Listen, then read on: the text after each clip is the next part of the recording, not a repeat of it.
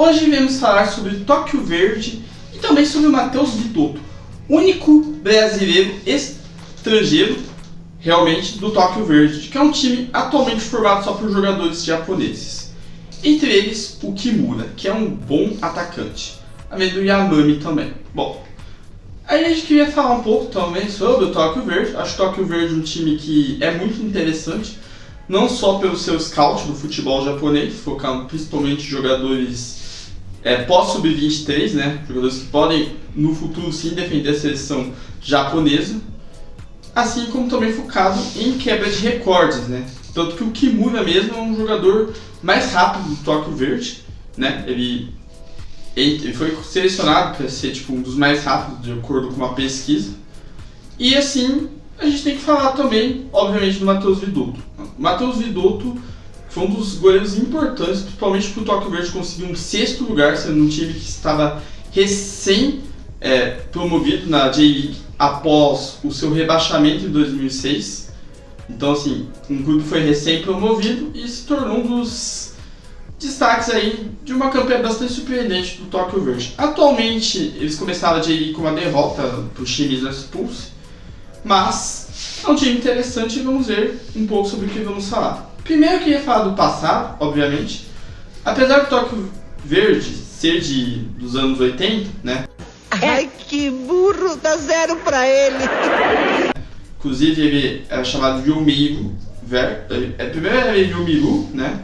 Depois foi Yomiuri Verde e depois foi para Tóquio Kawasaki, até atualmente ser chamado de Tóquio Verde. Então, assim, foi muitas essas várias mudanças aí.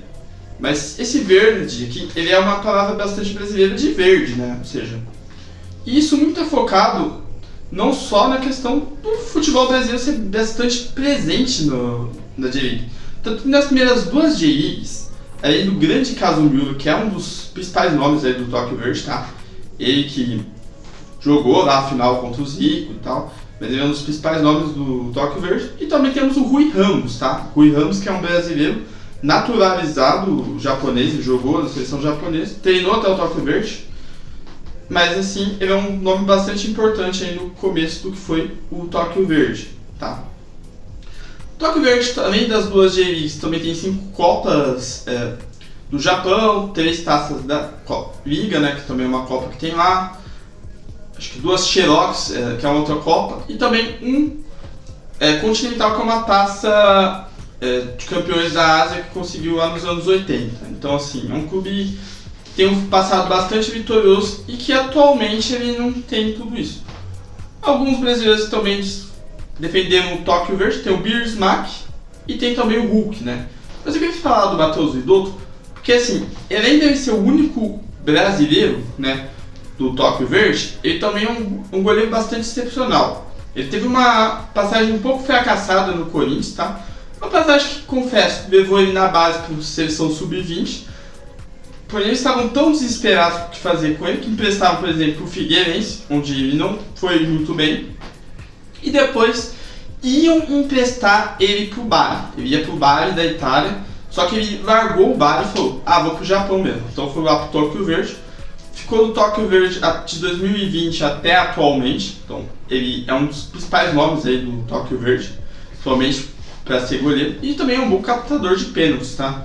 Pegou um pênalti lá muito legal do Rio Germán. Então, assim, é um goleiro muito bom, o Matheus Vidotto, e ele chega aí para ser um dos nomes de referência e de liderança do Tóquio Verde. Vamos ver até onde ele vai nessa temporada e vamos ver se ele se firma. Tanto é que ele foi um dos únicos que no Japão, quando a seleção foi lá jogar para o Japão, ele foi treinar com a seleção brasileira. Então ele tem uma grande moral lá no futebol japonês, a ponto de ser treinado pela seleção brasileira. Então é isso, né, pessoal? Esse é o Matheus Vidotto. Enfim, dê like, se inscreva no canal, ative o sininho e falou, canal Coruja.